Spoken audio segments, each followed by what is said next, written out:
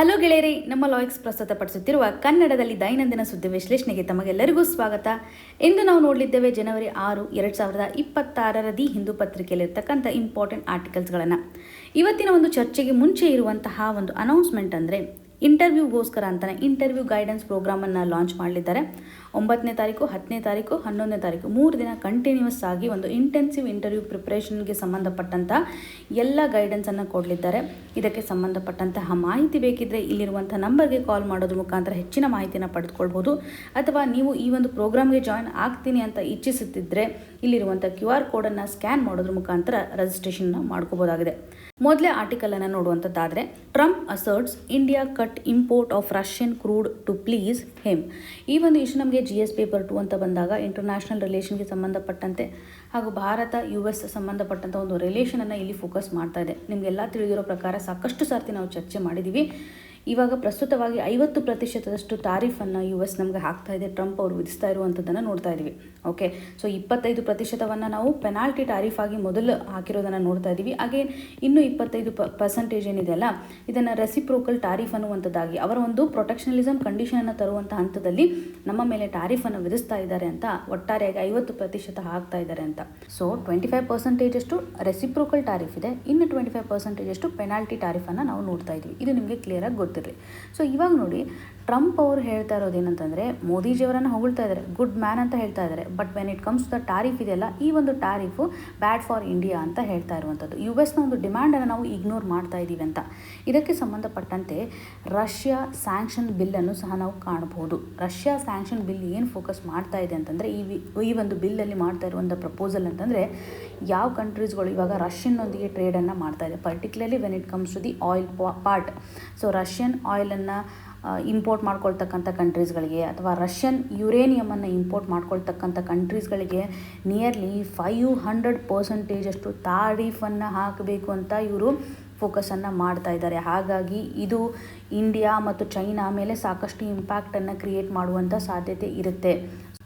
ಇವಾಗ ಆಲ್ರೆಡಿ 50%ಕ್ಕೆ ಅಷ್ಟೊಂದು ಇಂಪ್ಯಾಕ್ಟ್ ಆಗ್ತಾ ಇದೆ. 500% ಆಗ್ತಾ ಇದ್ದರೆ ಎಷ್ಟರ ಮಟ್ಟಿಗೆ ಇಂಪ್ಯಾಕ್ಟನ್ನು ಕ್ರಿಯೇಟ್ ಮಾಡ್ಬೋದು.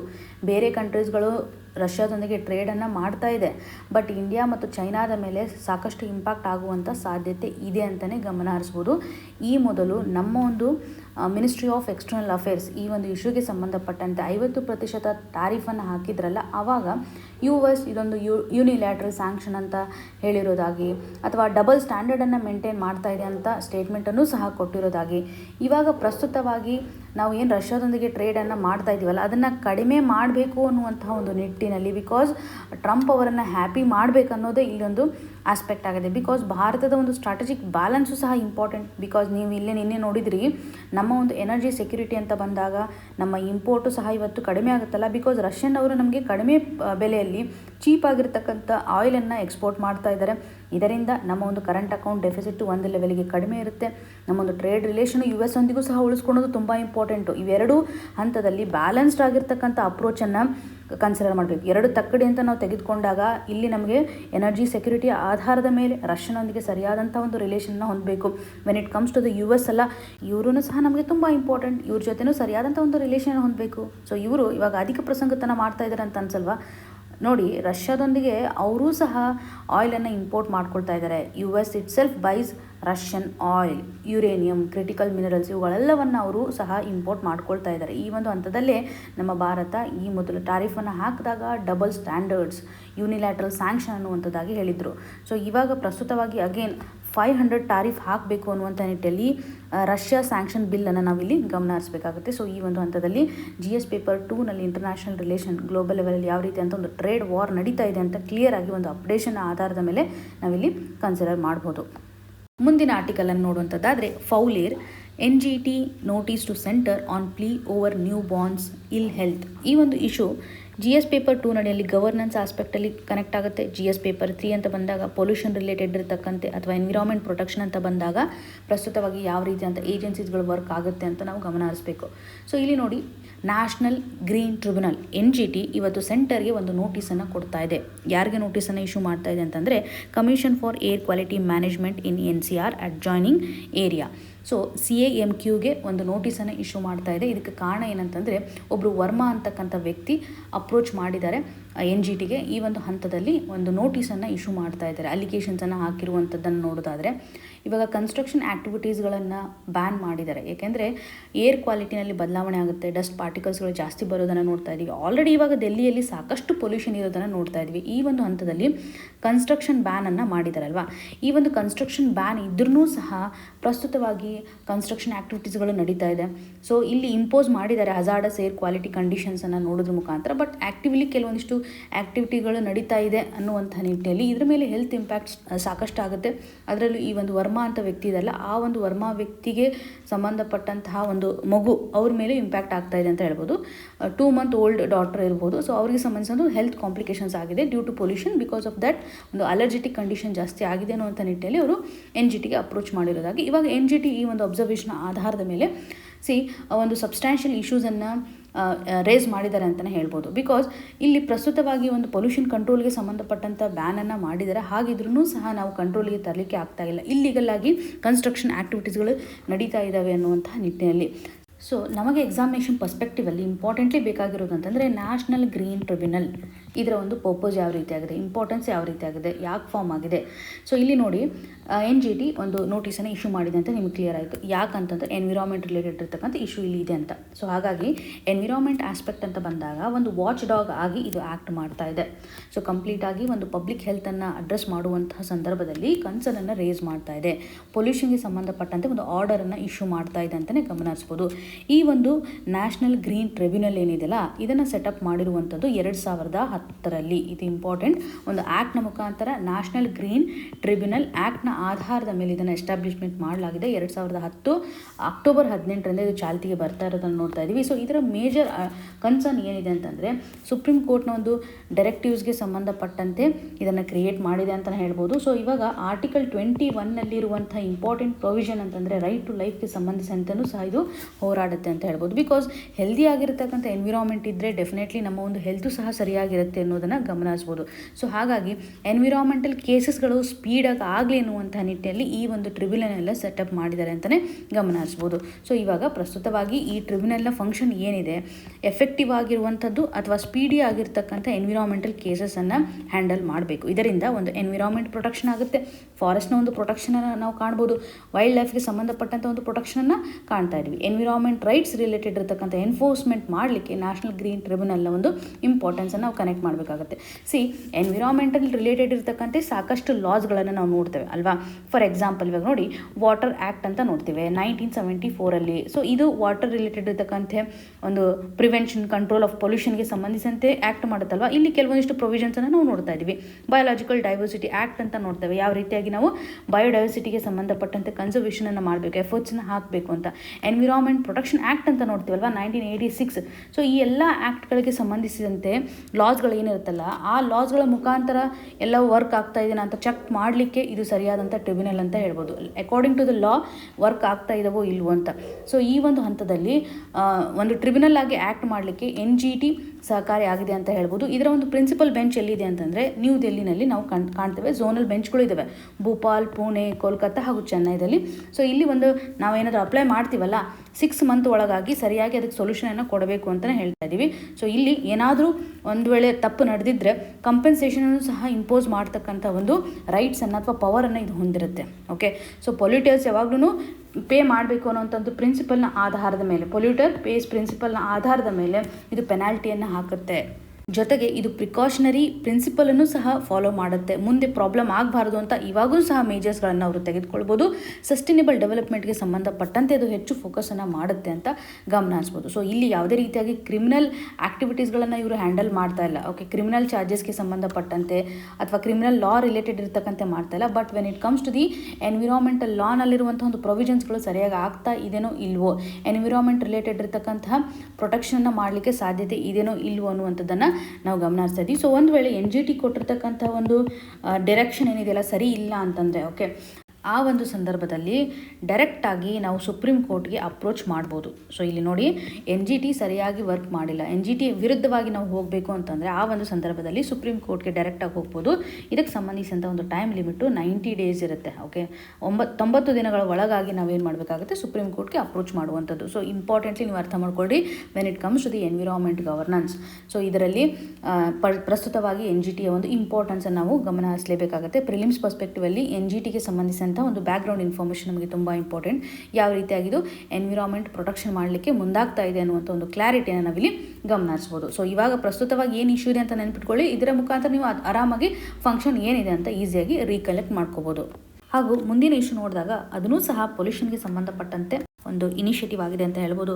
Coast guard aids pollution control vessel to its fleet. ಈ ಒಂದು ಇಶ್ಯೂ ನಮಗೆ GS ಪೇಪರ್ 3ನಲ್ಲಿ ಅಗೇನ್ ಪೊಲ್ಯೂಷನ್ ರಿಲೇಟೆಡ್ ಇರತಕ್ಕಂಥ ಒಂದು ಟೆಕ್ನಾಲಜಿ ಆಗಿರ್ಬೋದು. ಸೊ ಯಾವ ರೀತಿ ಅಂತ ಒಂದು ಕೆಪಾಬಿಲಿಟಿಯನ್ನು ಹೊಂದಿದ್ದೇವೆ.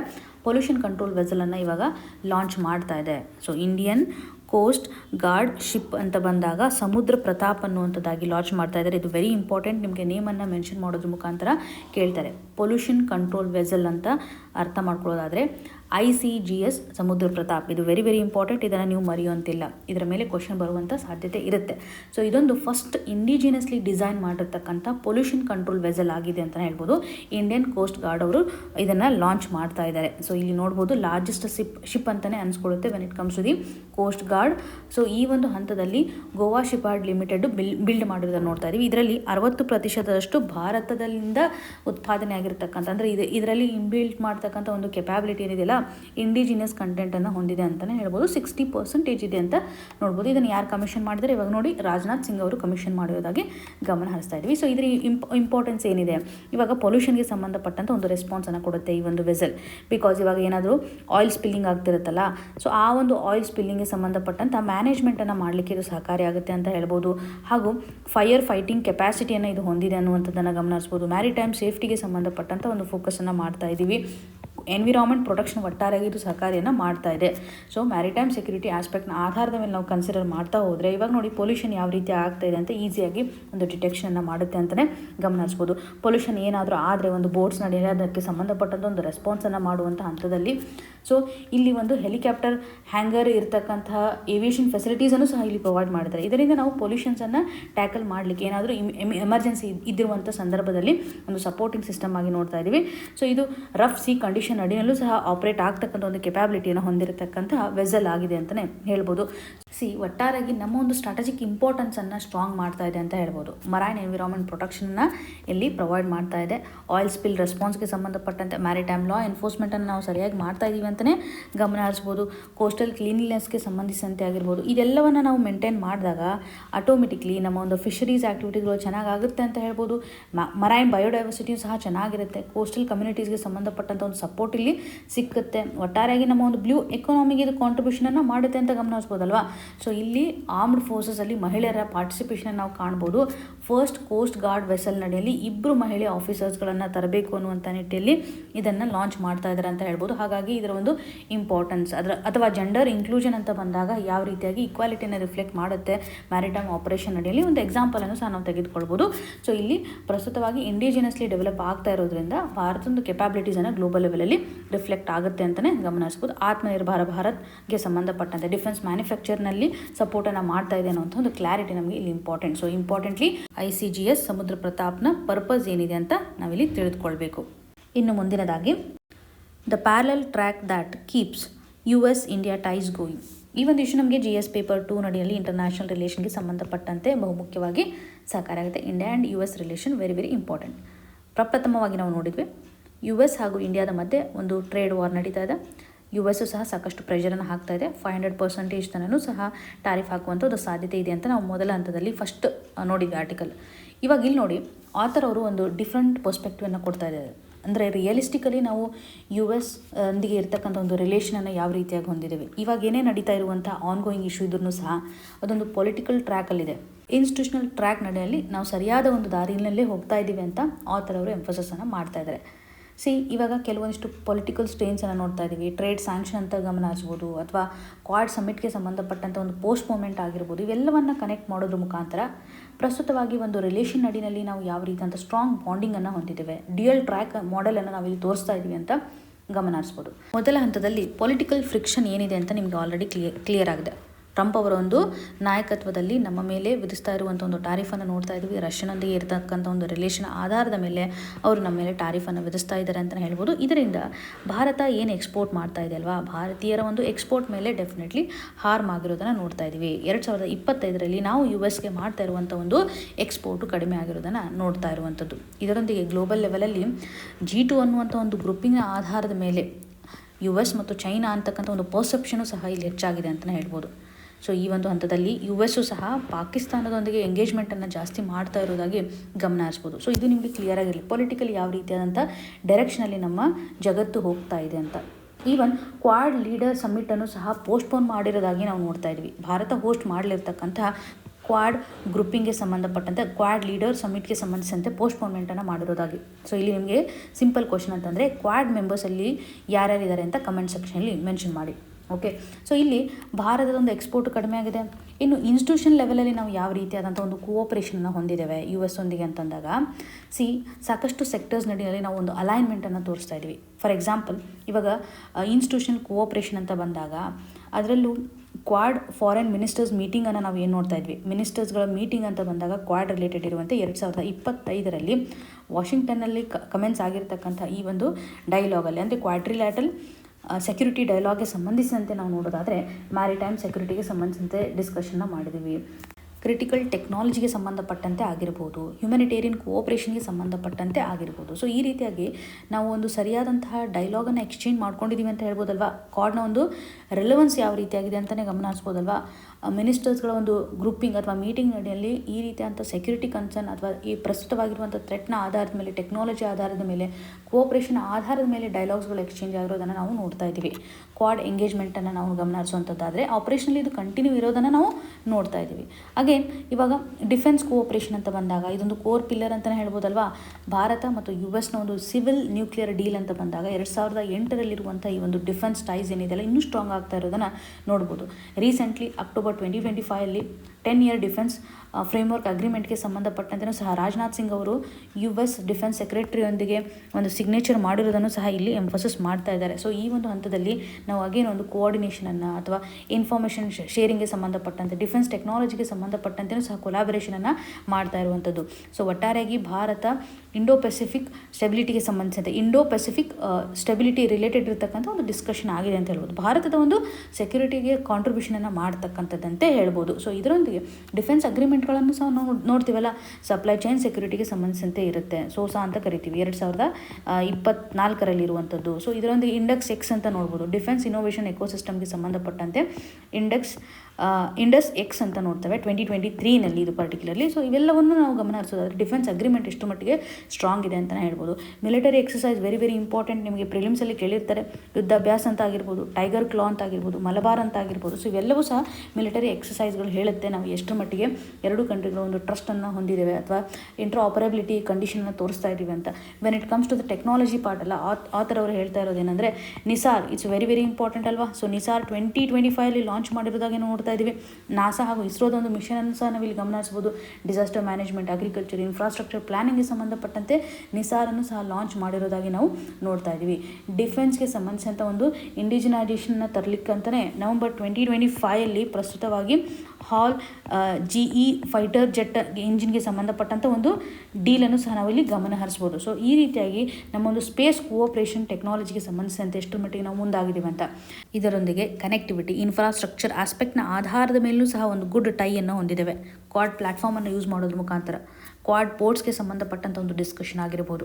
ಸೊ ಇಲ್ಲಿ ಒಂದು ಇನ್ಫ್ರಾಸ್ಟ್ರಕ್ಚರನ್ನು ಲಿಂಕ್ ಮಾಡೋದಾಗಲಿ, ಜಿಯೋ ಪೊಲಿಟಿಕ್ಸನ್ನು ಲಿಂಕ್ ಮಾಡುವಂಥದ್ದಾಗಲಿ, ಹಾಗೂ ಸಪ್ಲೈ ಚೈನ್ಗೆ ಸಂಬಂಧಪಟ್ಟಂಥ ಒಂದು ಲಿಂಕನ್ನು ಮಾಡಲಿಕ್ಕೆ ಕ್ವಾಡ್ ಪ್ಲ್ಯಾಟ್ಫಾರ್ಮನ್ನು ಯೂಸ್ ಮಾಡಿರೋದಾಗಿ ನವೆಂಬರ್ 2025 ಅದರಲ್ಲೂ ಮುಂಬೈಯಲ್ಲಿ ಆಗಿರುವಂಥ ಒಂದು ಕಾನ್ಫರೆನ್ಸ್ನ ಆಧಾರದ ಮೇಲೆ Quad ports of the future conference ಅನ್ನುವಂಥದ್ದಾಗಿ. ಸೊ ಇದರ ಆಧಾರದ ಮೇಲೆ ನಮ್ಗೆ ಗೊತ್ತಾಗುತ್ತೆ ಎಷ್ಟು ಮಟ್ಟಿಗೆ ಪಾರ್ಟ್ನರ್ಸ್ಗಳು ಇಂಡೋ ಪೆಸಿಫಿಕ್ ರೀಜನ್ನಲ್ಲಿ ಒಂದು ಕನೆಕ್ಟಿವಿಟಿಯನ್ನು ಎಸ್ಟಾಬ್ಲಿಷ್ಮೆಂಟ್ ಮಾಡಲಿಕ್ಕೆ, ಇನ್ಫ್ರಾಸ್ಟ್ರಕ್ಚರ್ನ ಎಸ್ಟಾಬ್ಲಿಷ್ಮೆಂಟ್ ಮಾಡಲಿಕ್ಕೆ, ಸರಿಯಾದಂಥ ಒಂದು ಟ್ರೇಡ್ ಆಗಲಿಕ್ಕೆ ಫೋಕಸನ್ನು ಮಾಡ್ತಾ ಇದ್ದಾರೆ ಅಂತ. ಸೊ ಇದರಿಂದ ಒಂದು ಸೆಕ್ಯೂರಿಟಿ ಕನ್ಸರ್ನು ಸಹ ಅಡ್ರೆಸ್ ಆಗುತ್ತೆ. ನಾವು ಪೋರ್ಟನ್ನು ಎಫೆಕ್ಟಿವ್ ಆಗಿ ಯೂಸ್ ಮಾಡ್ಕೋಬೋದು. ರೆಸಿಲಿಯಂಟ್ ಪೋರ್ಟ್ಸ್ಗಳನ್ನು ಇಲ್ಲಿ ಎಸ್ಟಾಬ್ಲಿಷ್ಮೆಂಟ್ ಮಾಡಲಿಕ್ಕೆ ಸಾಧ್ಯತೆ ಇದೆ ಅಂತಲೇ ಗಮನಿಸ್ಬೋದು. ಸೊ ನಮ್ಮ ಮುಂದೆ ಇರತಕ್ಕಂತಹ ಈ ಒಂದು ಪೊಲಿಟಿಕಲ್ ಹೆಡ್ವಿಂಡ್ ಇದೆಯಲ್ಲ, ಇದು ವೆರಿ ಶಾರ್ಟ್ ಟರ್ಮ್ ಅಥವಾ ವೆರಿ ಟೆಂಪ್ರರಿ ಆಸ್ಪೆಕ್ಟ್ ಅಂತ ಹೇಳ್ಬೋದು. ಇವಾಗ ನಾವು ಇಲ್ಲಿ ಸರ್ವೈವ್ ಆಗಬೇಕು, because long term trust mechanism ತುಂಬ ಇಂಪಾರ್ಟೆಂಟ್ ಆಗುತ್ತೆ. ನಮ್ಮ ಒಂದು ಕೋಆಪ್ರೇಷನನ್ನು ನಾವು ಎಕ್ಸ್ಪ್ಯಾಂಡ್ ಮಾಡಬೇಕು. ಕೇವಲ ಇವಾಗ ಡಿಫೆನ್ಸ್ ಆಸ್ಪೆಕ್ಟ್ ನಡಿನಲ್ಲಿ ನಾವು ಸ್ಟ್ರಾಂಗ್ ಆಗಿರತಕ್ಕಂಥ ಕೋಆಪ್ರೇಷನನ್ನು ಹೊಂದಿದ್ದೇವೆ. ನಾವು ಎಕನಾಮಿಕ್ ಆಸ್ಪೆಕ್ಟ್ ಆಗಿರ್ಬೋದು, ಕ್ಲೈಮೇಟ್ ಆಸ್ಪೆಕ್ಟ್ ಆಗಿರ್ಬೋದು, ಹೆಲ್ತ್ ಆಸ್ಪೆಕ್ಟ್ನ ಆಧಾರದ ಮೇಲೆ ನಾವು ಕೋಆಪ್ರೇಷನನ್ನು ಎನ್ಹಾನ್ಸ್ ಮಾಡಬೇಕು, ಇನ್ಸ್ಟಿಟ್ಯೂಷನಲ್ ಅಂಡರ್ಸ್ಟ್ಯಾಂಡಿಂಗನ್ನು ಸಹ ಜಾಸ್ತಿ ಮಾಡಬೇಕು ಅನ್ನುವಂಥ ನಿಟ್ಟಿನಲ್ಲಿ ಆಥರ್ ಅವರು ಫೋಕಸನ್ನು ಮಾಡ್ತಾ ಇದ್ದಾರೆ. ಸೊ ಇಲ್ಲಿ ಪ್ರಸ್ತುತವಾಗಿ ಇಶ್ಯೂ ಏನಿದೆ, ನಾವು ಎಷ್ಟರ ಮಟ್ಟಿಗೆ ಕೋಆಪ್ರೇಷನನ್ನು ಹೊಂದಿದ್ದೇವೆ ಡಿಸ್ಪೈಟ್ ಆಫ್ ಪೊಲಿಟಿಕಲ್ ವಾಲಟೈಲಿಟಿ. ನಾವು ಮಿಲಿಟರಿ, ಬ್ಯೂರೋಕ್ರಾಟಿಕ್ ಆಸ್ಪೆಕ್ಟ್, ಟೆಕ್ನಾಲಜಿ ಫ್ರೇಮ್ವರ್ಕಲ್ಲಿ ಸ್ಟ್ರಾಂಗ್ ಬಾಂಡಿಂಗನ್ನು ಹೊಂದಿದ್ದೀವಲ್ಲ. ಸೊ ಈ ಒಂದು ಇನ್ಸ್ಟಿಟ್ಯೂಷನಲ್ ಫ್ರೇಮ್ವರ್ಕ್ ಏನಿದೆಯಲ್ಲ, ಶಾಕ್ ಅಬ್ಸರ್ವರ್ ಆಗಿ ಆ್ಯಕ್ಟ್ ಮಾಡುತ್ತೆ ಅನ್ನುವಂಥದ್ದಾಗಿ ಆಥರ್ ಅವರು ಹೇಳ್ತಾ ಇದ್ದಾರೆ. ಪ್ರಸ್ತುತವಾಗಿ ಆಗ್ತಾ ಇರುವಂಥ ಒಂದು ಪೊಲಿಟಿಕಲ್ ವಾಲಟೈಲಿಟಿಯನ್ನು ಅಬ್ಸರ್ವ್ ಮಾಡಲಿಕ್ಕೆ ಇದು ಸಹಕಾರಿ ಆಗುತ್ತೆ ಅನ್ನುವಂಥ ನಿಟ್ಟಿನಲ್ಲಿ. ಸೊ ಪ್ರಸ್ತುತವಾಗಿ US ಮತ್ತು ಇಂಡಿಯಾದ ಒಂದು ರಿಲೇಷನ್ ಯಾವ ರೀತಿಯಾಗಿದೆ ಅನ್ನೋದು ನಮಗೆ ಕ್ಲಿಯರ್ ಆಗಿ ಗೊತ್ತಿರಬೇಕು. ಇನ್ನು ಮುಂದಿನ ಆರ್ಟಿಕಲ್ಗೆ ಜಂಪ್ ಆಗೋದಾದರೆ, off the guardrails, those abusing on artificial intelligence models capabilities with illegal requests must face action. ಈ ಒಂದು ಇಶ್ಯೂ ನಮಗೆ GS ಪೇಪರ್ 3 ಅಂತ ಬಂದಾಗ ಟೆಕ್ನಾಲಜಿ ರಿಲೇಟೆಡ್ ಇರತಕ್ಕಂಥ ಒಂದು ಚಾಲೆಂಜಸ್ ಆಗಿರ್ಬೋದು.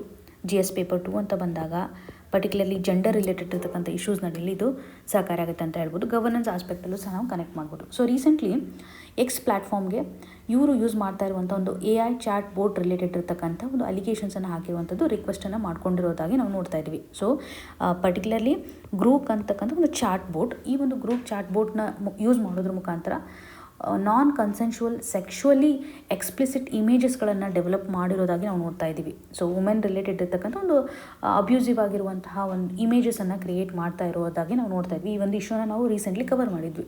ಸೊ ಇಲ್ಲಿ ಸೆಂಟ್ರಲ್ ಗೌರ್ಮೆಂಟ್ ಇಂಟರ್ಮೀಡಿಯರೀಸ್ಗಳಿಗೆ ಕೆಲವೊಂದಿಷ್ಟು ಅಲಿಗೇಷನ್ಸನ್ನು ಹಾಕಬೇಕಾಗುತ್ತೆ. ಇರ್ರಿಲೆವೆಂಟ್ ಆಗಿರ್ತಕ್ಕಂಥ ಕಂಟೆಂಟ್ಗಳನ್ನು ಪ್ಲ್ಯಾಟ್ಫಾರ್ಮ್ನ ಮುಖಾಂತರ ತೆಗಿಬೇಕಾಗುತ್ತೆ, ಆಪ್ಷನ್ಸ್ಗಳನ್ನು ತೆಗಿಬೇಕಾಗುತ್ತೆ ಅಂತಲೇ ಹೇಳ್ಬೋದು.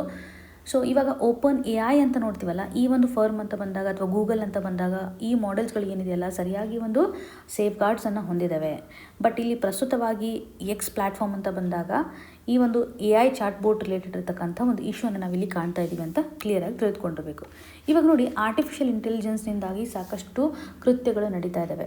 ಓಕೆ, ಇವಾಗ ಟೆಕ್ನಾಲಜಿಯಿಂದ ಟೂ ಮಚ್ ಮಿಸ್ಯೂಸ್ ಆಗ್ತಾ ಇರೋದನ್ನು ನೋಡ್ತಾ ಇದ್ವಿ. ಇದೇ ಒಂದು ಎಕ್ಸಾಂಪಲನ್ನು ತೆಗೆದುಕೊಳ್ಳೋದಾದರೆ, ಇಲ್ಲಿ ಪರ್ಮಿಷನ್ ಇಲ್ಲದೆ ನಾನ್ ಕನ್ಸೆನ್ಶುವಲ್ ಆಗಿರ್ತಕ್ಕಂತಹ ಇಮೇಜಸ್ಗಳನ್ನು ಇಲ್ಲಿ ಕ್ರಿಯೇಟ್ ಮಾಡ್ತಾ ಇದ್ದಾರಲ್ವಾ.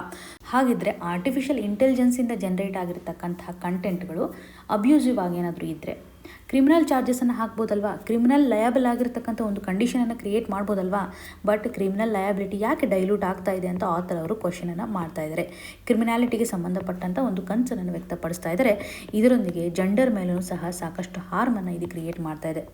ಸೊ ಜೆಂಡರ್ ಅಂತ ಬಂದಾಗ ಮಹಿಳೆಯರ ಮೇಲೆ ಅಬ್ಯೂಸಿವ್ ಕಂಟೆಂಟ್ ರಿಲೀಸ್ ಆಗ್ತಾ ಇರೋದನ್ನು ನೋಡ್ತಾ ಇದ್ದೀವಿ, ಜೆಂಡರ್ ಮೈನಾರಿಟೀಸ್ಗಳ ಒಂದು ಆಸ್ಪೆಕ್ಟ್ನ ಆಧಾರದ ಮೇಲೆ.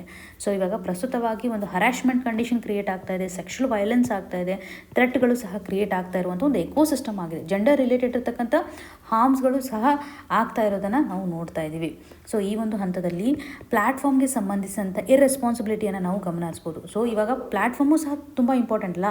ಇವಾಗ ಪಬ್ಲಿಕ್ ರೆಸ್ಪಾನ್ಸನ್ನು ನಾವು ನೋಡುವಂಥದ್ದಾದರೆ ಈ ಒಂದು ಇಶ್ಯೂಗೆ ಸಂಬಂಧಪಟ್ಟಂತೆ ಆರ್ಟಿಫಿಷಿಯಲ್ ಇಂಟೆಲಿಜೆನ್ಸ್ ಮೇಲೆ ಬೈತಾರೆ ಅಲ್ವಾ, ಅಂದರೆ ಆ ಒಂದು ಟೆಕ್ನಾಲಜಿ ಆಧಾರದ ಮೇಲೆ ಬೈಯುವಂಥದ್ದು. ಆದರೆ ಈ ಒಂದು ಪ್ಲ್ಯಾಟ್ಫಾರ್ಮನ್ನು ಹ್ಯಾಂಡಲ್ ಮಾಡ್ತಕ್ಕಂಥ ಪರ್ಸನ್ನು ಸಹ ಒಂದು ಅಕೌಂಟಬಿಲಿಟಿಯನ್ನು ಎನ್ಶೋರ್ ಮಾಡಬೇಕಾಗುತ್ತೆ. ಸೊ ಸೀರಿಯಸ್ ಹಾರ್ಮ್ಗಳು ಆಗ್ತಾ ಇದೆ ಅಂತಂದರೆ ಇದು ನಮ್ಮ ಒಂದು ಸೊಸೈಟಿ ಮೇಲೆ ಎಷ್ಟು ಮಟ್ಟಿಗೆ ಇಂಪ್ಯಾಕ್ಟ್ ಆಗುತ್ತೆ ಅನ್ನುವಂಥ ಆಸ್ಪೆಕ್ಟ್ನ ಆಧಾರದ ಮೇಲೆ ಪ್ಲ್ಯಾಟ್ಫಾರ್ಮ್ಗಳ ಒಂದು ರೆಸ್ಪಾನ್ಸಿಬಿಲಿಟಿ ಎಷ್ಟು ಮಟ್ಟಿಗಿದೆ ಅನ್ನುವಂಥ ಕ್ವಶನ್ ಮಾರ್ಕನ್ನು ಸಹ ಆಥರ್ ಅವರು ಎಂಫೋಸಿಸ್ ಮಾಡ್ತಾ ಇದ್ದಾರೆ. ಪ್ರಸ್ತುತವಾಗಿ ಏನು ಪ್ರಾಬ್ಲಮ್ಗಳು ಇದ್ದಾವೆ, ಯಾವ ರೀತಿ ಅಂತ ಚಾಲೆಂಜಸನ್ನು ನಾವು ಫೇಸ್ ಮಾಡ್ತಾ ಇದ್ವಿ, ಸರ್ಕಾರದ ಒಂದು ರೆಸ್ಪಾನ್ಸನ್ನು ನೋಡಿದ್ವಿ. ಇವಾಗ ಅವ್ರು ಏನು ಹೇಳ್ತಾ ಇದ್ದಾರೆ, ಎಕ್ಸ್ ಪ್ಲ್ಯಾಟ್ಫಾರ್ಮ್ಗೆ ಆ ಒಂದು ಇಮೇಜಸ್ಗಳನ್ನು ಸೀಸ್ ಮಾಡುವಂಥದ್ದಾಗಲಿ, ಸೊ ಪ್ರಸ್ತುತವಾಗಿ ಏನಾದರೂ ಕ್ರಿಮಿನಲ್ ನೇಚರ್ ಇದ್ದರೆ ಆ ಒಂದು ಔಟ್ಪುಟ್ಟನ್ನು ಕೊಡದೇ ಇರತಕ್ಕಂಥ ಕಂಟೆಕ್ಸ್ಟನ್ನು ಮಾಡಬೇಕು, ಅಂದರೆ ಸರಿಯಾಗಿ ಒಂದು ಅಲ್ಗಾರಿದಮಲ್ಲಿ ಬದಲಾವಣೆಯನ್ನು ಮಾಡಬೇಕು ಅಂತ ಇದೊಂದು ಇಂಟರ್ನ್ಯಾಷನಲ್ ಕನ್ಸರ್ನ್ ಅಂತಲೇ ಹೇಳ್ಬೋದು. ಫ್ರಾನ್ಸು ಸಹ ಈ ಒಂದು ಇಶ್ಯೂಗೆ ಸಂಬಂಧಪಟ್ಟಂತೆ ಒಂದು ಕ್ವಶನನ್ನು ಸಹ ರೇಸ್ ಮಾಡಿದೆ. ಇಲ್ಲಿರುವಂಥ ಒಂದು ಆರ್ಗ್ಯುಮೆಂಟ್ ಏನಂದರೆ ಆಥರ್ ಅವರು ಹೇಳ್ತಾ ಇರೋದು ಪ್ರಸ್ತುತವಾಗಿ ಒಂದು ಅಕೌಂಟಬಿಲಿಟಿಗೆ ಸಂಬಂಧಪಟ್ಟಂತೆ ಫೋಕಸನ್ನು ಮಾಡ್ತಾ ಇದ್ದಾರೆ. ಕೇವಲ ಪ್ಲ್ಯಾಟ್ಫಾರ್ಮ್ಗಳು ಮಾತ್ರ ಅಕೌಂಟಬಿಲಿಟಿಯನ್ನು ತೋರಿಸೋದಲ್ಲ, ಬಿಯಾಂಡ್ ಪ್ಲ್ಯಾಟ್ಫಾರ್ಮ್ ಅಕೌಂಟಬಿಲಿಟಿ ತುಂಬ ಇಂಪಾರ್ಟೆಂಟ್. ಕಂಟೆಂಟ್ ಯೂಸರ್ಸ್ಗಳು ರಿಕ್ವೆಸ್ಟ್ ಮಾಡ್ಕೋತಾ ಇದ್ದಾರೆ ಅಥವಾ ಅವ್ರು ರಿಕ್ವೆಸ್ಟ್ ಮಾಡ್ಕೊಂಡು ಆದಮೇಲೆ ಪ್ಲ್ಯಾಟ್ಫಾರ್ಮ್ಗಳು ರೆಸ್ಪಾನ್ಸನ್ನು ಕೊಡುವಂಥದ್ದಾಗಲಿ, ಅಥವಾ ಇಲ್ಲಿ ಅವ್ರ ಮೇಲೆ ಯಾಕೆ ನಾವು ಚಾರ್ಜಸನ್ನು ಹಾಕಬಾರ್ದು. ಯಾರು ಇವತ್ತು ಕಂಟೆಂಟನ್ನು ಜನ್ರೇಟ್ ಮಾಡೋಕ್ಕೆ ಮುಂದಾಗ್ತಾ ಇದ್ದಾರಲ್ಲ ಅವರನ್ನು ನಾವು ಕ್ರಿಮಿನಲ್ ಆಗಿ ಕನ್ಸಿಡರ್ ಮಾಡ್ಬೋದು, ಅವ್ರಿಗೆ ಪನಿಷ್ಮೆಂಟನ್ನು ಕೊಡಬೇಕು ಅನ್ನುವಂಥ ನಿಟ್ಟಿನಲ್ಲಿ. ಸೊ ಕೇವಲ ಪ್ಲ್ಯಾಟ್ಫಾರ್ಮ್ ಅಷ್ಟೇ ಅಕೌಂಟೇಬಲ್ ಇಲ್ಲ ಅನ್ನುವಂಥ ಡೈಮೆನ್ಷನ್ನು ಸಹ ಇಲ್ಲಿ ಕನ್ಸಿಡರ್ ಮಾಡ್ತಾ ಇದ್ದಾರೆ. ಬಿಕಾಸ್ ಇದೇನಾಗುತ್ತೆ ಅಂದರೆ ನಾವು ಪ್ಲ್ಯಾಟ್ಫಾರ್ಮ್ ಮೇಲೆ ಅಬ್ಲಿಗೇಷನ್ಸನ್ನು ಹಾಕ್ತಾ ಇದ್ದೀವಿ, ಅಫೆಂಡರ್ಸ್ಗಳಿಗೆ ಏನಾಗುತ್ತೆ ಇದೊಂದು ನಾರ್ಮಲೈಸೇಷನ್ ಕಂಡೀಷನ್ ಅಂತಲೇ ಹೇಳ್ಬೋದು. ಸೊ ಅಬ್ಯೂಸ್ ಮಾಡ್ಬೋದು ಅನ್ನುವಂಥ ಮೈಂಡ್ಸೆಟ್ ಬೆಳೆಯುವಂಥ ಸಾಧ್ಯತೆ ಇರುತ್ತೆ ಅಂತ ಒಂದು ಅದರ ಅರ್ಥದಲ್ಲಿ, ಅಥವಾ ಇಲ್ಲಿ ಪ್ರಸ್ತುತವಾಗಿ ನಾವು ಎಲ್ಲ ಹಂತದಲ್ಲೂ ರೆಗ್ಯುಲೇಷನ್ ಮಾಡಲಿಕ್ಕೆ ಮುಂದಾಗಬೇಕು ಅಂತ ಆಥರ್ ಅವರು ಹೇಳ್ತಾ ಇದ್ದಾರೆ. ಸೊ ಈ ಒಂದು ಇಶ್ಯೂ ನಮಗೆ ಪರ್ಟಿಕ್ಯುಲರ್ಲಿ ಇವಾಗ ಡಿಜಿಟಲ್ ಗವರ್ನೆನ್ಸ್ ಅಂತ ನಾವು ಕಲಿತಾ ಇರ್ತೀವಿ. ಡಿಜಿಟಲ್ ಗವರ್ನೆನ್ಸ್ ಅಂತ ಬಂದಾಗ ಯಾವ ರೀತಿಯಾಗಿ ಸೇಫ್ಟಿ ಸ್ಟ್ಯಾಂಡರ್ಡ್ಸ್ಗಳನ್ನು ಆರ್ಟಿಫಿಷಿಯಲ್ ಇಂಟೆಲಿಜೆನ್ಸ್ಗೆ ಸಂಬಂಧಪಟ್ಟಂತೆ ರೆಗ್ಯುಲೇಟ್ ಮಾಡಬೇಕು ಅಂತ. ಸೊ ಕಾರ್ಪೊರೇಟ್ ರೆಸ್ಪಾನ್ಸಿಬಿಲಿಟಿ ಅಂತ ನೋಡ್ತೀವಲ್ಲ, ಅದರಲ್ಲೂ ಈ ಒಂದು ಪ್ಲ್ಯಾಟ್ಫಾರ್ಮ್ಗಳು ಯಾವ ರೀತಿಯಾಗಿ ಒಂದು ಜನರ ರೈಟ್ಸನ್ನು ಅಥವಾ ಪ್ರೈವಸಿಯನ್ನು ಪ್ರೊಟೆಕ್ಷನ್ ಮಾಡೋದ್ರಲ್ಲಿ ಡೇಟಾ ಪ್ರೊಟೆಕ್ಷನ್ಗೆ ಸಂಬಂಧಪಟ್ಟಂತೆ ಇನಿಷಿಯೇಟಿವನ್ನು ತೆಗೆದುಕೊಳ್ತಾ ಇದ್ದಾರೆ. ಕಾರ್ಪೊರೇಟ್ ರೆಸ್ಪಾನ್ಸಿಬಿಲಿಟಿ ಆಧಾರದ ಮೇಲೆ ಅಥವಾ ರೂಲ್ ಆಫ್ ಲಾ ಅಂತಲೂ ನಾವು ಗಮನ ಹರಿಸುವಂಥದ್ದಾದರೆ, ಇವಾಗ ಟೆಕ್ನಾಲಜಿನ ಎಕ್ಸೆಪ್ಷನ್ ಅಂತ ಮಾಡ್ತಾ ಇಲ್ಲ, ಅಥವಾ ಟೆಕ್ನಾಲಜಿಗೆ ಸಂಬಂಧಿಸಿದಂತಹ ಇಶ್ಯೂಸ್ಗಳನ್ನು ಅಡ್ರೆಸ್ ಮಾಡೋದ್ರ ಮುಖಾಂತರ ರೈಟ್ಸ್ ರಿಲೇಟೆಡ್ ಇರತಕ್ಕಂಥ ಆಸ್ಪೆಕ್ಟನ್ನು, ಅಥವಾ ಇವಾಗ ಮಹಿಳೆಯರಿಗೆ ಸಂಬಂಧಿಸಿದಂಥ ಪ್ರಾಬ್ಲಮ್ ಆಗ್ತಾ ಇದೆ ಅಲ್ವಾ, ಮಹಿಳೆಯರು ಕಾನ್ಸಿಕ್ವೆನ್ಸಸನ್ನು ಫೇಸ್ ಮಾಡ್ತಾ ಇದ್ದಾರೆ. ಸೊ ಈ ಒಂದು ಹಂತದಲ್ಲಿ ಜೆಂಡರ್ ಜಸ್ಟಿಸನ್ನು ಪ್ರೊವೈಡ್ ಮಾಡುವಂಥ ಸಂದರ್ಭದಲ್ಲಿ ನಾವು ಲಾಸ್ಗಳನ್ನು ಯೂಸ್ ಮಾಡೋದ್ರ ಮುಖಾಂತರ, ಪ್ಲ್ಯಾಟ್ಫಾರ್ಮ್ಸ್ಗಳನ್ನು ಕಂಟ್ರೋಲ್ ಮಾಡೋದ್ರ ಮುಖಾಂತರ ಒಂದು ಎಫೆಕ್ಟಿವ್ ಆಗಿರುವಂಥ ಡಿಜಿಟಲ್ ಗವರ್ನೆನ್ಸನ್ನು ತರಲಿಕ್ಕೆ ಸಾಧ್ಯತೆ ಇದೆ. ಈ ರೀತಿಯಾಗಿ ಒಂದು ಕನೆಕ್ಟಿವಿಟಿಯನ್ನು ನೀವು ಇಲ್ಲಿ ಎಸ್ಟಾಬ್ಲಿಷ್ಮೆಂಟ್ ಮಾಡ್ಕೋಬೇಕು. ಸೊ ಪ್ರಸ್ತುತವಾಗಿರತಕ್ಕಂಥ ಒಂದು ಇಶ್ಯೂಗೆ ಬೆಸ್ಟ್ ಸೊಲ್ಯೂಷನ್ ಅಂತಂದರೆ ಪ್ಲ್ಯಾಟ್ಫಾರ್ಮ್ಗಳು ಫಿಲ್ಟರ್ಸ್ಗಳನ್ನು ಯೂಸ್ ಮಾಡಬೇಕು. ಇದರಿಂದ ನಾವು ಅನ್ನೆಸೆಸರಿ ಕಂಟೆಂಟ್ಗಳು ಸರ್ಕ್ಯುಲೇಟ್ ಆಗೋದನ್ನು ತಡೆಗಟ್ಟುವಂಥ ಸಾಧ್ಯತೆ ಇರುತ್ತೆ. ಹಾಗೂ ಪ್ಲ್ಯಾಟ್ಫಾರ್ಮ್ಸ್ಗಳು ಒಂದೇನಾದರೂ ಮಿಸ್ಟೇಕ್ಸ್ ಆದರೆ ಲಯಬಲ್ ಆಗಿರುವಂಥ ಸ್ಥಿತಿಗತಿಗಳನ್ನು ನೋಡಬೇಕು. ಯಾರು ಕಂಟೆಂಟ್ ಜನ್ರೇಟ್ ಮಾಡ್ತಾರಲ್ಲ ಅವ್ರಿಗೂ ಸಹ ಒಂದು ಲಯಬಲ್ ಕಂಡೀಷನನ್ನು ಕ್ರಿಯೇಟ್ ಮಾಡುವಂಥದ್ದಾಗಲಿ. ಬಿಕಾಸ್ ಇಲ್ಲಿ ಕ್ರಾಸ್ ಬಾರ್ಡರ್ ಕೋಆಪರೇಷನ್ ತುಂಬ important when it comes to the technology. ಯಾವುದೇ ರೀತಿಯಂಥ ಬಾರ್ಡರ್ಸ್ಗಳನ್ನು ನಾವು ನೋಡ್ತಾ ಇಲ್ಲ, ಹಾಗಾಗಿ ಕ್ರಾಸ್ ಬಾರ್ಡರ್ ಕೋಆಪರೇಷನು ತುಂಬ ಸ್ಟ್ರಾಂಗ್ ಆಗಿ ನಾವು ತರಬೇಕು. ಸೊ ವಿಕ್ಟಿಮ್ಗೆ ಸಂಬಂಧಪಟ್ಟಂಥ ಒಂದು ರೆಡ್ರೆಸಲ್ ಮೆಕ್ಯಾನಿಸಮನ್ನು ತರಬೇಕು. ಯಾಕೆಂದರೆ ಯಾರ ಮೇಲೆ ಒಂದು ಅಬ್ಯೂಸಿವ್ ಆ್ಯಕ್ಟಿವಿಟಿ ಆಗ್ತಾ ಇದೆ ಅವರಿಗೆ ಸಂಬಂಧಪಟ್ಟಂಥ ಒಂದು ನ್ಯಾಯವನ್ನು ಒದಗಿಸೋದು ತುಂಬ ಇಂಪಾರ್ಟೆಂಟ್. ಹಾಗಾಗಿ ಜೆಂಡರ್ ಜಸ್ಟಿಸ್ನ ಆಧಾರದ ಮೇಲೂ ಸಹ ಈ ಒಂದು ಇಶ್ಯೂನ ನಾವು ಗಮನಿಸಬೇಕು. ಸೊ ಇಲ್ಲಿ ನೋಡಿ, ಒಟ್ಟಾರೆಯಾಗಿ ಒಂದು ಫರ್ಮ್ಗೆ ಸಂಬಂಧಪಟ್ಟಂತೆ ಟೆಕ್ನಾಲಜಿ ಫರ್ಮ್ಗೆ ಸಂಬಂಧಿಸಿದಂಥ ಒಂದು ರೆಗ್ಯುಲೇಷನನ್ನು ನಾವು ಕಾಣ್ತಾ ಇದ್ದೀವಿ. ಅಕೌಂಟಬಿಲಿಟಿ ಒಂದು ಕ್ವಶನನ್ನು ಕನ್ಸಿಡರ್ ಮಾಡ್ತಾ ಇದ್ದಾರೆ. ಯಾರು ಅಫೆಂಡರ್ ಇರ್ತಾರಲ್ಲ ಅವ್ರಿಗೆ ಸಂಬಂಧಪಟ್ಟಂಥ ಒಂದು ಪ್ರಾಸಿಕ್ಯೂಷನನ್ನು ಸಹ ಇಲ್ಲಿ ಫೋಕಸ್ ಮಾಡೋದ್ರ ಮುಖಾಂತರ, ಬಿಕಾಸ್ ಇಂಡಿವಿಜುವಲ್ ಡಿಗ್ನಿಟಿಯನ್ನು ನಾವು ಇಲ್ಲಿ ಪ್ರೊಟೆಕ್ಟ್ ಮಾಡಬೇಕು ಅನ್ನುವಂಥ ಒಂದು ಎಸೆನ್ಸನ್ನು ಇಲ್ಲಿ ಕನ್ಸಿಡರ್ ಮಾಡಬೇಕಾಗುತ್ತೆ. ಇನ್ನು ಮುಂದಿನದಾಗಿ hierarchy of roles. The state must not be allowed to normalise prolonged incarceration. ಈ ಒಂದು ಇಶ್ಯೂ ನಮಗೆ ಜನರಲಿ GS ಪೇಪರ್ 3 ಅಂತ ಬಂದಾಗ ಸೆಕ್ಯೂರಿಟಿ ಆಸ್ಪೆಕ್ಟಲ್ಲಿ ಸಹಕಾರಿಯಾಗುತ್ತೆ ಅಂತ ಹೇಳ್ಬೋದು. ಅದರಲ್ಲೂ ಈ ಒಂದು ಟೆರರಿಸ್ಟ್ ಆ್ಯಕ್ಟಿವಿಟಿಯನ್ನು ತಡೆಗಟ್ಟಲಿಕ್ಕೆ ಇರತಕ್ಕಂಥ ಲಾನ ಆಧಾರದ ಮೇಲೆ ಇವಾಗ ಪ್ರಸ್ತುತವಾಗಿ ಸುಪ್ರೀಂ ಕೋರ್ಟ್ ಕೊಟ್ಟಿರ್ತಕ್ಕಂಥ ಒಂದು ಡೈರೆಕ್ಷನ್ ಆಧಾರದ ಮೇಲೆ ನಾವು ಆರ್ಟಿಕಲನ್ನು ನೋಡ್ತಾ ಇದ್ದೀವಿ ಅಂತ ಹೇಳ್ಬೋದು. ಸುಪ್ರೀಂ ಕೋರ್ಟ್ ಇವಾಗ ಪ್ರಸ್ತುತವಾಗಿ 2020 ಡೆಲ್ಲಿ ರೈಟ್ ಕೇಸ್ ಮಧ್ಯೆ ಒಂದು ಬೇಲನ್ನು ಸ್ಯಾಂಕ್ಷನ್ ಮಾಡಿದೆ ಅಂತ ಹೇಳ್ಬೋದು. 2 ಜನರಿಗೆ ಬೇಲನ್ನು ಡಿನೈ ಮಾಡೋದ್ರ ಮುಖಾಂತರ ಉಳಿದ ಜನರಿಗೆ ಬೇಲನ್ನು ಗ್ರ್ಯಾಂಟ್ ಮಾಡಿದೆ ಅಂತಲೇ ಗಮನಿಸ್ಬೋದು. ಸೊ ಇಲ್ಲಿ ಪ್ರಸ್ತುತವಾಗಿ ಬೇಲನ್ನು ಉಮರ್ ಖಾಲಿದ್ ಆಗಿರ್ಬೋದು ಅಥವಾ ಇಮಾಮ್ ಅಂತಕ್ಕಂಥವ್ರಿಗೆ ಡಿನೈ ಮಾಡಿದ್ದಾರೆ ಅಂತ ಇಲ್ಲಿ ಮೆನ್ಷನ್ ಮಾಡಿದ್ದಾರೆ. ಉಳಿದ ಜನರಿಗೆ ಬೇಲನ್ನು ಗ್ರ್ಯಾಂಟ್ ಮಾಡಿದ್ದಾರೆ. ಅದರಲ್ಲೂ ಅನ್ಲಾಫುಲ್ ಆ್ಯಕ್ಟಿವಿಟೀಸ್ ಪ್ರಿವೆನ್ಷನ್ ಆ್ಯಕ್ಟ್ ನಡಿನಲ್ಲಿ ಇದನ್ನು ಸ್ಯಾಂಕ್ಷನ್ ಮಾಡಿದ್ದಾರೆ ಅಂತಲೇ ಗಮನ ಹರಿಸುವಂಥದ್ದು. ಸೊ ಈ ಒಂದು ಹಂತದಲ್ಲಿ ಆಥರ್ ಅವರು ಕ್ವಶನ್ ಮಾಡ್ತಾ ಇರೋದು ತುಂಬ ಸಿಂಪಲ್ ಆಗಿದೆ. ಇವಾಗ ಸೆರೆಮನೆ ವಾಸವನ್ನು ಕೊಟ್ಟಿದ್ದಾರೆ 2020 ಆಗಿರ್ತಕ್ಕಂಥ ದಂಗೆಯ ಆಧಾರದ ಮೇಲೆ. ಬಟ್ ಆ ಒಂದು ಸೆರೆವಾಸ ಅಥವಾ ಅವರನ್ನು ಇವಾಗ ಡಿಟೈನ್ ಏನು ಮಾಡಿದ್ದಾರೆ, ಇದರ ಆಧಾರದ ಮೇಲೆ ಅದನ್ನು ಯಾಕೆ ನಾವು ಡಿಲೇ ಮಾಡ್ತಾ ಇದ್ವಿ ಅನ್ನುವಂಥ ಪ್ರಶ್ನೆಯನ್ನು ಹಾಕ್ತಾ ಇದ್ದಾರೆ. ಅದರಲ್ಲೂ ಅನ್ಲಾಫುಲ್ ಆ್ಯಕ್ಟಿವಿಟೀಸ್ ಪ್ರಿವೆನ್ಷನ್ ಆ್ಯಕ್ಟ್ ನಡಿನಲ್ಲಿರ್ತಕ್ಕಂಥ 2 ಪ್ರೊವಿಷನ್ಸ್ಗಳನ್ನು ಮೆನ್ಷನ್ ಮಾಡ್ತಾ ಇದ್ದಾರೆ. ಸೊ ಇವಾಗ ಸುಪ್ರೀಂ ಕೋರ್ಟು ಅವ್ರಿಗೆ ಬೇಲನ್ನು ಪ್ರೊವೈಡ್ ಮಾಡಿದಾರಲ್ಲ, ಬೇಲನ್ನು ಪ್ರೊವೈಡ್ ಮಾಡ್ತಕ್ಕಂತಹ ಸಂದರ್ಭದಲ್ಲಿ ಈ ಒಂದು ಪ್ರಿವೆನ್ಷನ್ ಆ್ಯಕ್ಟಲ್ಲಿ ಪರ್ಟಿಕ್ಯುಲರ್ಲಿ ಒಂದು ಸೆಕ್ಷನ್ ಇದೆ, ಸೆಕ್ಷನ್ 43D ಸಬ್ ಕ್ಲಾಸ್ 5. ಸೊ ಈ ಒಂದು ಸೆಕ್ಷನ್ ಅಡಿಯಲ್ಲಿ ಮೆನ್ಷನ್ ಮಾಡೋ ಪ್ರಕಾರ ಒಂದು ವೇಳೆ ಪ್ರೈಮಾ ಫೈಸಿ ಅಂದರೆ ಈಗ ಫಸ್ಟ್ ಇಂಪ್ರೆಷನ್ ಏನಿರುತ್ತಲ್ಲ ಅದರ ಆಧಾರದ ಮೇಲೆ ಅವರನ್ನು ಡಿಟೈನ್ ಮಾಡಿರುತ್ತಲ್ಲ, ಆ ಒಂದು ಆಧಾರ ಸರಿ ಇದೇನೋ ಇಲ್ಲಂತ ಚೆಕ್ ಮಾಡ್ತಕ್ಕಂಥದ್ದನ್ನು ಇಲ್ಲಿ ಪ್ರೊವೈಡ್ ಮಾಡುತ್ತೆ. ಸೊ ಪ್ರೈಮಾ ಫೈಸಿ ಅನ್ನೋದು ಟ್ರೂ ಇತ್ತಂದರೆ, ಪ್ರಪ್ರಥಮವಾದಂತಹ ಒಂದು ಇಂಪ್ರೆಷನ್ ಅಥವಾ ಅಕ್ಯುಜೇಷನ್ ಮಾಡಲಿಕ್ಕೆ ಇರ್ತಕ್ಕಂಥ ಒಂದು ಎವಿಡೆನ್ಸ್ ಏನಿರುತ್ತಲ್ಲ ಅದೇನಾದರೂ ಟ್ರೂ ಇತ್ತಂತಂದರೆ ಡೆಫಿನೆಟ್ಲಿ ಅವ್ರಿಗೆ ಬೇಲನ್ನು ಮಾಡೋದಿಲ್ಲ. ಸೊ ಬೇಲನ್ನು ಮಾಡಬೇಕು ಅನ್ನುವಂಥ ಹಂತದಲ್ಲಿ ಪ್ರೈಮಾ ಫೈಸಿ ಸರಿ ಇದೇನೋ ಇಲ್ಲವೋ ಅಂತ ಕೋರ್ಟ್ ಒಂದು ಎಕ್ಸಾಮಿನೇಷನನ್ನು ಮಾಡಲಿಕ್ಕೆ ನಾವಿಲ್ಲಿ ಸೆಕ್ಷನನ್ನು ನೋಡ್ತಾ ಇದ್ದೀವಿ ಅಂತಲೇ ಹೇಳ್ಬೋದು. ಇದರೊಂದಿಗೆ ಪರ್ಟಿಕ್ಯುಲರ್ಲಿ ಒಂದು ಸೆಕ್ಷನ್ 15 ಸಹ ಇಲ್ಲಿ ಮೆನ್ಷನ್ ಮಾಡ್ತಾ ಇದ್ದಾರೆ. ಟೆರರಿಸ್ಟ್ ಆ್ಯಕ್ಟಿಗೆ ಸಂಬಂಧಪಟ್ಟಂತೆ, ಟೆರರಿಸ್ಟ್ ಆ್ಯಕ್ಟಿವಿಟಿಗೆ ಸಂಬಂಧಪಟ್ಟಂತೆ ಇವಾಗ ಒಂದು ವೇಳೆ ಏನಾದರೂ ಸೆಕ್ಯೂರಿಟಿಗೆ ಆಧಾರದ ಮೇಲೆ ಏನಾದರೂ ಥ್ರೆಟ್ಟನ್ನು ಕ್ರಿಯೇಟ್ ಮಾಡ್ತಾ ಇದ್ದಾರೆ ಅಂದರೆ ಲೈಕ್ಲಿ ಟು ಥ್ರೆಟನ್ ಸೆಕ್ಯೂರಿಟಿ, ಇನ್ನೂ ಅವರು ಥ್ರೆಟ್ಟನ್ನು ಕ್ರಿಯೇಟ್ ಮಾಡಿದರೋ ಇಲ್ವೋ ಅಂತ ಗೊತ್ತಿಲ್ಲ, ಬಟ್ ಆಗುವಂಥ ಒಂದು ಸಾಧ್ಯತೆ ಇದೆ ಅಂದಾಗ ಅವರನ್ನು ರಿಟೈನ್ ಮಾಡ್ಬೋದು ಅಂತ. ಸೊ ಇಲ್ಲಿ ಒಂದು ಎಸೆನ್ಷಿಯಲ್ ಸರ್ವಿಸಸ್ ಏನಾದರೂ ಡಿಸ್ಟರ್ಬ್ ಆದರೆ ಆ ಒಂದು ಹಂತದಲ್ಲಿ ಅವರನ್ನು ಡಿಟೈನ್ ಮಾಡುವಂಥ ಸಾಧ್ಯತೆ ಇರುತ್ತೆ. ನಾವು ಕೇವಲ ವೈಲೆನ್ಸ್ ಆಗಿದೆ ಅಂತ ಲಿಮಿಟೇಷನ್ಸನ್ನು ಹಾಕ್ತಾ ಇಲ್ಲ. ಒಂದು ಟೆರರಿಸ್ಟ್ ಆ್ಯಕ್ಟ್ ಅಂತ ಬಂದಾಗ ಭಯದ ಆಧಾರದ ಮೇಲೂ ಸಹ ಈ ಒಂದು ಆ್ಯಕ್ಟಲ್ಲಿ ಇನ್ಕ್ಲೂಡ್ ಮಾಡೋ ಪ್ರಕಾರ ಥ್ರೆಟನ್ ಸೆಕ್ಯೂರಿಟಿ ಆಧಾರದ ಮೇಲೂ ಸಹ ಪನಿಷ್ಮೆಂಟನ್ನು ಮಾಡುವಂಥ ಸಾಧ್ಯತೆ ಇರುತ್ತೆ. ಸೊ ಈ ಒಂದು ಹಂತದಲ್ಲಿ ಅನ್ಲಾಫುಲ್ ಆ್ಯಕ್ಟಿವಿಟೀಸನ್ನು ನಾವು ಯಾವಾಗ ಮಾಡ್ತೇವೆ, ಇವಾಗ ಒಂದು ಇಂಟಿಗ್ರಿಟಿಗೆ ಸಂಬಂಧಿಸಿದಂತೆ ಅಥವಾ ನ್ಯಾಷನಲ್ ಸೆಕ್ಯೂರಿಟಿ, ಸವರ್ನಿಟಿ ಅಥವಾ ಯೂನಿಟಿಯನ್ನು ಡಿಸ್ಟರ್ಬ್ ಮಾಡ್ತಕ್ಕಂಥ ಆಸ್ಪೆಕ್ಟ್ ಇರುತ್ತಲ್ಲ, ಆವಾಗ ಜನರಲ್ಲಿ ನಾವು ಡಿಟೈನ್ ಮಾಡುವಂಥ ಒಂದು ಸಾಧ್ಯತೆ ಇರುತ್ತೆ ಅಂತ ಲಾ ನಡಿನಲ್ಲಿ ಮೆನ್ಷನ್ ಮಾಡಿದ್ದಾರೆ. ಈ ಒಂದು ಆರ್ಟಿಕಲ್ ನಡಿಯಲ್ಲಿ ಆಥರ್ ಅವರು ಹೇಳ್ತಾ ಇರೋದೇನಂತಂದರೆ, ನಾವು ಯಾಕೆ ಟ್ರಯಲನ್ನು ಸರಿಯಾಗಿ ಮಾಡ್ತಾ ಇಲ್ಲ, 2020ಗೆ ಸಂಬಂಧಪಟ್ಟಂಥ ಈ ಒಂದು ದಂಗೆಗೆ ಸಂಬಂಧಪಟ್ಟಂತೆ ಟ್ರಯಲ್ ಮಾಡದೆ ಇವಾಗ ಬೇಲನ್ನು ನಾವು ಕೊಡ್ತಾ ಇದ್ದೀವಿ ಅಲ್ವಾ. ಸೊ ಅವರನ್ನು ಪ್ರೊಲಾಂಗ್ಡ್ ವೇನಲ್ಲಿ ಸೆರೆಮನಿಯಲ್ಲಿ ಇರ್ತಾ ಇರುವಂಥ ಒಂದು ಕಂಡೀಷನನ್ನು ಸಹ ನಾವು ನೋಡ್ತಾ ಇದ್ದೀವಿ ಅಲ್ವಾ. ಇದರಿಂದ ಆ ವ್ಯಕ್ತಿಗೆ ಸಂಬಂಧಪಟ್ಟಂಥ ಲಿಬರ್ಟಿ ಆಗಿರ್ಬೋದು, ಡಿಗ್ನಿಟಿ ಆಗಿರ್ಬೋದು ಹಾರ್ಮ್ ಆಗಿದೆ ಅಂತಲೇ ಹೇಳ್ಬೋದಲ್ವಾ. ಸೊ ಇಲ್ಲಿ ನಾವು ಡಿಟೆನ್ಷನನ್ನು ಮಾಡಲಿಕ್ಕೆ ಕಾರಣ ಏನು, ಒಂದು ಯಾವುದೇ ರೀತಿಯಾದಂಥ ತೊಂದರೆ ಆಗಬಾರ್ದು ಅಂತ ಒಂದು ಪ್ರಿವೆಂಟಿವ್ ಮೇಜರ್ಸ್ ಅಂತಲೇ ಹೇಳ್ಬೋದು. ಡಿಟೆನ್ಷನ್ ಮಾಡಿದಾರಲ್ಲ, ಪ್ರಿವೆಂಟಿವ್ ಡಿಟೆನ್ಷನ್ ಅಂತಲೇ ನಾವು ಗಮನ ಹರಿಸುವಂಥದ್ದು. ಸೊ ಇವಾಗ ಪ್ರಸ್ತುತವಾಗಿ ಈ ಲಾ ನಡಿನಲ್ಲಿ ನಾವು ಡಿಸ್ಪ್ರಪೋರ್ಷನೇಟ್ ಕಂಡೀಷನನ್ನು ನೋಡ್ತಾ ಇದ್ದೀವಿ. ಸೊ ಇಲ್ಲಿ ನಾವು ಎವಿಡೆನ್ಸನ್ನು ಕಲೆಕ್ಟ್ ಮಾಡಿದ್ವಲ್ಲ, ವಾಟ್ಸಪ್ ಗ್ರೂಪಲ್ಲಿ ಆಗ್ತಾ ಇರುವಂಥ ಒಂದು ಡಿಸ್ಕಷನ್ ಅಥವಾ ಪ್ಲಾನಿಂಗ್ನ ಆಧಾರದ ಮೇಲೆ ನಾವು ಐಡೆಂಟಿಫೈ ಮಾಡಿದ್ವಿ. ಸೊ ಇದರಿಂದ ಅನ್ಲಾಫುಲ್ ಆ್ಯಕ್ಟಿವಿಟೀಸ್ ಪ್ರಿವೆನ್ಷನ್ ಆ್ಯಕ್ಟ್ನ ರಿಯಲ್ ಇಂಟೆನ್ಷನ್ ಏನಿದೆ, ಎಕ್ಸ್ಟ್ರೀಮ್ ಕೇಸಸಲ್ಲಿ ನಾವು ಇದನ್ನ ಯೂಸ್ ಮಾಡ್ತೀವಿ. ಫಾರ್ ಎಕ್ಸಾಂಪಲ್ ಇವಾಗ 26/11 ಮುಂಬೈ ಅಟ್ಯಾಕ್ಗೆ ಸಂಬಂಧಪಟ್ಟಂತೆ ಆಗಿರ್ಬೋದು. ಸೊ ಟೆರರ್ ಆ್ಯಕ್ಟ್ಸ್ ಯಾವಾಗ ಜಾಸ್ತಿ ಆಗುತ್ತೆ ಅಂತ, ಬಟ್ ಇವಾಗ ಚಿಕ್ಕ ಪುಟ್ಟ ದಂಗೆಗೆ ಸಂಬಂಧಪಟ್ಟಂಥ ನಾವು ಇಶ್ಯೂನ ನೋಡೋದಾದರೆ ಸೊ ಟ್ರಯಲ್ ತುಂಬ ಡಿಲೇ ಆಗ್ತಾ ಇದೆ ಅನ್ನುವಂಥದ್ದನ್ನು ವಿಟ್ನೆಸ್ ಮಾಡ್ತಾ ಇದ್ದಾರೆ ಅಂತಲೇ ಹೇಳ್ಬೋದು. ಸೊ ಸಂವಿಧಾನಾತ್ಮಕವಾಗಿ ಕಾಂಪ್ಲಿಕೇಶನ್ಸ್ ಇರುತ್ತೆ. ಸೊ ಟೂ ಮಚ್ ಕ್ರಿಟಿಕಲ್ ಆಸ್ಪೆಕ್ಟನ್ನು ನೀವು ಇಲ್ಲಿ ಕವರ್ ಮಾಡುವಂಥ ಅವಶ್ಯಕತೆ ಇಲ್ಲ. ಸಂವಿಧಾನಾತ್ಮಕವಾಗಿ ಇರ್ಬೋದು ಅಥವಾ ಗವರ್ನೆನ್ಸ್ ಆಸ್ಪೆಕ್ಟ್ ಅಂತ ಬಂದಾಗ ಡೈಮೆನ್ಷನ್ಸನ್ನು ಮಿಸ್ ಮಾಡುತ್ತಲ್ಲ, ಅವುಗಳು ನಮಗೆ ಇಂಪಾರ್ಟೆಂಟ್. ಆರ್ಟಿಕಲ್ 21ಗೆ ಸಂಬಂಧಪಟ್ಟಂತೆ ಇದು ಮಿಸ್ ಔಟ್ ಮಾಡ್ತಾ ಇದೆ ಅಲ್ವಾ. ಪರ್ಸನಲ್ ಲಿಬರ್ಟಿ ಆಗಿರ್ಬೋದು, ಸ್ಟೇಟ್ ಸೆಕ್ಯೂರಿಟಿ ಪವರ್ಗೆ ಸಂಬಂಧಪಟ್ಟಂತೆ ಒಂದು ಕಾನ್ಫ್ಲಿಕ್ಟ್ ಇಲ್ಲಿ ಕ್ರಿಯೇಟ್ ಆಗಿದೆ ಅಲ್ವಾ. ಸೊ ಇಲ್ಲಿ ಬ್ಯಾಲೆನ್ಸ್ಡ್ ಆಗಿ ಒಂದು ನ್ಯಾಷನಲ್ ಸೆಕ್ಯೂರಿಟಿ ಆಗಿರ್ಬೋದು ಅಥವಾ ಒಂದು ವ್ಯಕ್ತಿಗತವಾಗಿರ್ತಕ್ಕಂಥ ಹಕ್ಕಿಗೆ ಸಂಬಂಧಪಟ್ಟಂತೆ, ಬಿಕಾಸ್ ಇಲ್ಲಿ ರೈಟ್ ಟು ಪ್ರೊಟೆಸ್ಟ್ ಅನ್ನುವಂಥ ಆಸ್ಪೆಕ್ಟು ಇರುತ್ತೆ. ಸೊ ಇಲ್ಲಿ ದಂಗೆ ಆಗಿದೆ ಅಂತಂದಾಗ ರೈಟ್ ಟು ಪ್ರೊಟೆಸ್ಟ್ ಆಸ್ಪೆಕ್ಟ್ನ ಆಧಾರದ ಮೇಲೂ ಸಹ ನಾವು ಇಲ್ಲಿ ಪ್ರಿವಿಲೇಜನ್ನು ಕೊಡಲೇಬೇಕಾಗುತ್ತೆ ಅನ್ನೋದನ್ನು ಗಮನ ಹರಿಸ್ಬೋದು. ಸೊ ಈ ರೀತಿಯಾಗಿ ಜುಡಿಷಿಯರಿ ಡ್ಯೂಟಿ ಯಾವ ರೀತಿಯಾಗಿದೆ, ಕೇವಲ ಒಂದು ಪನಿಷ್ಮೆಂಟ್ ಪ್ರೊಸೆಸ್ನ ನಾವಿಲ್ಲಿ ಕಂಟಿನ್ಯೂಟ್ ಮಾಡಬೇಕು ಅನ್ನುವಂಥದ್ದಲ್ಲ. ಸೊ ಲಾ ನಡಿನಲ್ಲಿ ಮೆನ್ಷನ್ ಮಾಡಿರೋ ಪ್ರಕಾರ ನಮಗೆ ಈ ಒಂದು ಅನ್ಲಾಫುಲ್ ಆ್ಯಕ್ಟಿವಿಟೀಸ್ ಪ್ರಿವೆನ್ಷನ್ ಆ್ಯಕ್ಟು ತುಂಬ ಇಂಪಾರ್ಟೆಂಟ್. ಓಕೆ, ಪ್ರೈಮರ್ಲಿ ಇದೊಂದು ಆ್ಯಂಟಿ ಟೆರರ್ ಲಾ ಅಂತಲೇ ಹೇಳ್ಬೋದು. ನಮ್ಮ ದೇಶದಲ್ಲಿ ಅನ್ಲಾಫುಲ್ ಆ್ಯಕ್ಟಿವಿಟೀಸ್ಗಳನ್ನು ಪ್ರಿವೆಂಟ್ ಮಾಡಲಿಕ್ಕೆ, ಟೆರರ್ ಆ್ಯಕ್ಟ್ ಆಗದೇ ಇರುವಂತೆ ತಡೆಗಟ್ಟಲಿಕ್ಕೆ, ಟೆರರ್ ಫೈನಾನ್ಸಿಂಗ್ ಆ್ಯಕ್ಟಿವಿಟೀಸ್ ಆಗುತ್ತಲ್ಲ ಅದನ್ನೂ ಸಹ ತಡೆಗಟ್ಟಲಿಕ್ಕೆ ಇದು ಸಹಕಾರಿ ಆಗುತ್ತೆ ಅಂತಲೇ ಹೇಳ್ಬೋದು.